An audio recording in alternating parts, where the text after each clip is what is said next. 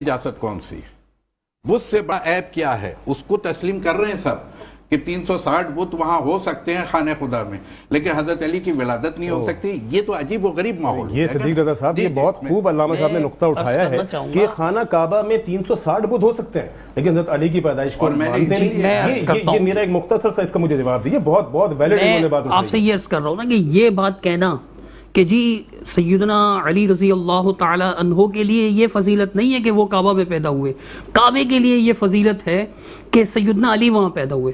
ذرا سنیے گا تسلی سے علامہ صاحب کہ عقلاً کسی چیز کی فضیلت ثابت کرنا اپنے قیاس سے، اپنے خیال سے، اپنے رائے سے، یہ دین نہیں ہے۔ دین عقل کا نام نہیں ہے، دین قیاس کا نام نہیں ہے کہ آپ مرضی سے فضیلتیں گڑھتے چلے جائیں۔ دوسری بات آپ یہ سمجھے گا، استغفر اللہ میں بھی کہوں گا، جب آپ کعبے کے مقابلے میں یہ کہیں گے کہ جی کعبے کو اس وجہ سے فضیلت نہیں ہے کہ آپ میری بات تو پوری کر لیں نا، میں اپنے قاری صاحب سے سیکھا ہوں، تسلی سے سنتا ہوں۔ دیکھیں میں قاری صاحب کو فالو کرتا ہوں، جیسے قاری صاحب اپنی باری میں تسلی سے بات فرماتے ہیں اور دوسرے کی بات تسلی سے سنتے ہیں، کراس کرنے کی آپ کو ٹائم ملے گا۔ جیسے قاری صاحب اپنی باری میں ہی بولتے ہیں، دوسروں کی باری میں دخل اندازی نہیں کرتے۔ ہمارے بڑے ہم نے بھی ان سے یہی سیکھا ہے کہ دخل اندازی نہیں کرنی چاہیے۔ آپ میری بات تو پوری ہونے دیں کہ کعبے کی فضیلت اللہ سبحانہ وتعالیٰ نے قرآن مجید میں ارشاد فرمایا سورہ آل عمران میں کہ ان اول بیت وضع للناس للذی ببکۃ مبارکا وہدی للعالمین۔ تو یہ قیامت یعنی پہلے دن سے اللہ سبحانہ وتعالیٰ نے اس کو فضیلت عطا کی ہوئی ہے، پہلا گھر ہے۔ سیدنا علی رضی اللہ تعالیٰ عنہ تو پیدا ہی نہیں ہوئے تھے، خود نبی کریم صلی اللہ علیہ وسلم بھی پیدا نہیں ہوئے تھے، کعبے کی فضیلت تب بھی تھی۔ اور کعبہ تو یہ کعبہ بیت المعمور تک ہے اور فرشتے طواف کر رہے ہوتے ہیں، اور فرشتے تو انسانوں سے بھی پہلے پیدا ہوئے ہیں، قرآن سے ثابت ہے، قرآن مجید سے ثابت ہے۔ تو یہ بات صحیح نہیں۔ اب دوسرا یہ کہنا کہ جی کہ 360 بت ہو سکتے ہیں تو سیدنا علی وہاں پیدا نہیں ہو سکتے، یہ عقلی بات ہے نا۔ میں یہ کہہ رہا ہوں کہ وہاں صحیح روایت موجود ہے، وہاں صحیح روایت موجود ہے 360 بتوں کے موجودگی کی۔ روایت تو یہ بھی پیش کر رہے ہیں، یہاں کوئی روایت نہیں ہے صحیح۔ علامہ صاحب جو بات کہہ رہے ہیں حاکم نیشابوری کے، دیکھیے حاکم نیشابوری کے حوالے سے جو بات کی جا رہی ہے کہ امام حاکم نیشابوری نے انہوں نے کوئی روایت نقل ہی نہیں کی نا۔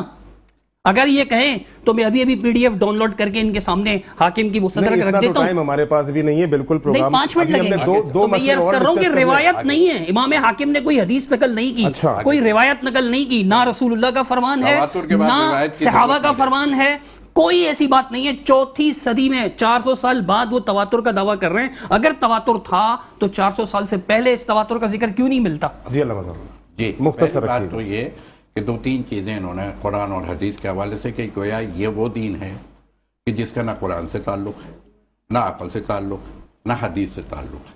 یہ مکتب پہ حملہ ہے، کچھ توجہ رکھیے گا، اس لیے میں کہہ رہا ہوں میری مسئلہ کوئی نہیں، ٹھیک ہے نا۔ تو الحمدللہ مکتب تشیع سے زیادہ قرآن پر کوئی عامل نہیں ہے اور اس کے جاننے والا نہیں۔ دیکھیے موضوع کسی اور طرف نکل جائے گا اگر آپ یہ کہیں گے کہ مکتب علامہ صاحب نہیں تو پھر انہوں نے کراس کیا۔ میرا خیال ہے علامہ صاحب کا یہ جملہ بھی نامناسب ہے کہ یہ مکتب پہ حملہ ہے۔ مکتب پہ اپنا موقع بیان کریں تو آپ اس کو اہل تشیع پہ حملہ قرار دیں، یہ تو مناسب نہیں ہے۔ یہ بات تو علامہ صاحب مناسب نہیں ہے، اس جملے کو واپس لے لیں۔ ابھی قانون کیا بنا ہے کہ بیچ میں کوئی نہیں بولا، میں بیچ میں ہوں، خاموش ہو جائیے۔ یہ بات آپ کو سمجھانے کے لیے کہ تاکہ آپ آئندہ اس کا خیال رکھیں، ہم بولیں بیچ میں یہ سمجھانے کے لیے کہ آئندہ اس کا خیال میں اس مسئلے کو دیکھ رہا ہوں، میں سمجھ رہا ہوں یہ جملہ درست نہیں ہے، سخت جملہ ہے، یہ مکتب پہ حملہ ہے۔ اچھا میں نے واپس ہم نے کسی مکتب پہ کوئی حملہ نہیں کیا، یہ کسی بھی مکتب پہ حملہ یا تصور نہیں کیا جائے گا۔ آپ پہلے سنیں، پہلے اس کو سنیں نا۔ دیکھیں میں اسی لیے اصلاحی کی طرف سے کہہ رہا ہوں، میں خدا نخواستہ یہ نہیں کہہ رہا۔ پھر دیکھیں جب عقل سے تعلق نہیں، قرآن سے تعلق نہیں اس بات کا، حدیث سے تعلق نہیں، تو جو اس کا قائل ہوا اس کا مطلب ہے اس کا قرآن سے کوئی تعلق نہیں ہے نا، اس کا حدیث سے کوئی تعلق نہیں۔ اچھا اس کو چھوڑ دیں، اچھا اس کو ہم واپس کرتے ہیں۔